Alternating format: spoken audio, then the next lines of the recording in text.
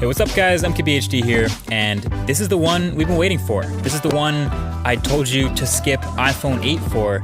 This is the one that represents the future of Apple smartphones. This is iPhone 10. And while it doesn't say X anywhere on the front of the box, people are pretty much always going to call this one the X. I've just accepted that.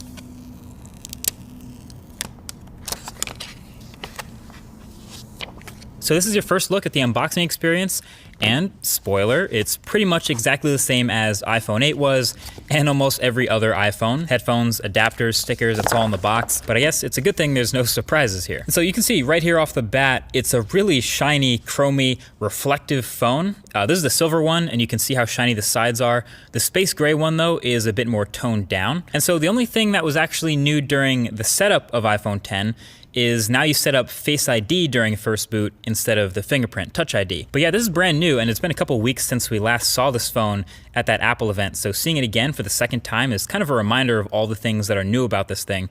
Obviously, the biggest difference is the display up front, the 5.8-inch OLED corner-to-corner screen that fits in a footprint smaller than the iPhone 8 Plus, which has a smaller screen. So naturally, pretty much all the focus is going to be on that, and the notch at the top, and how apps handle it, etc.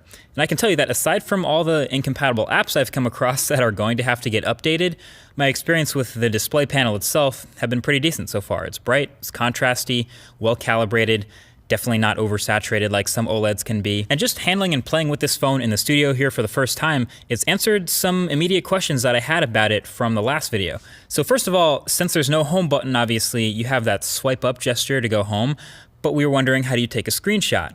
That is power and volume up. So that's the new screenshot combo for iPhone 10. And then since holding the power button now goes to Siri, how do you turn the phone off?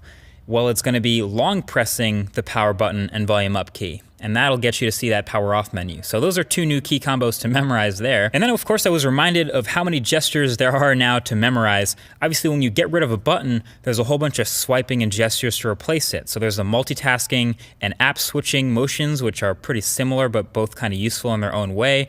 Depending on how you use the phone, really. That's on top of the screenshot and power off combos, plus long holding the power button for Siri and double pressing it for Apple Pay. But basically there's a lot going on, and if you're gonna make a phone that's all screen, obviously you have to be able to do it all without a lot of buttons.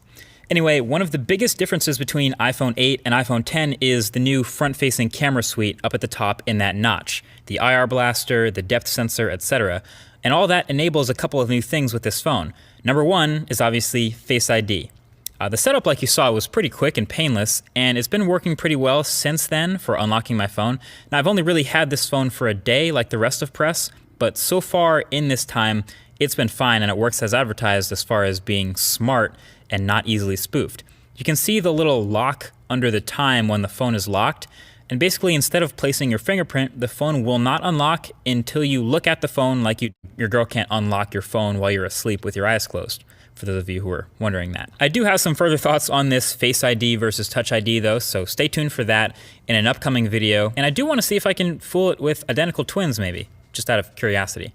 Anyway, with the new notch, you also get a new front-facing camera complete with selfie portrait mode. Messing around with it, well, there's a lot to test with the iPhone 10 now that I have it in my hands finally. As a matter of fact, definitely leave your thoughts right below that like button with things you want to see in the full review. Most likely things like battery life, camera quality, app performance, all that good stuff. But don't let me miss anything. But until then, definitely get subscribed for the upcoming videos on the channel.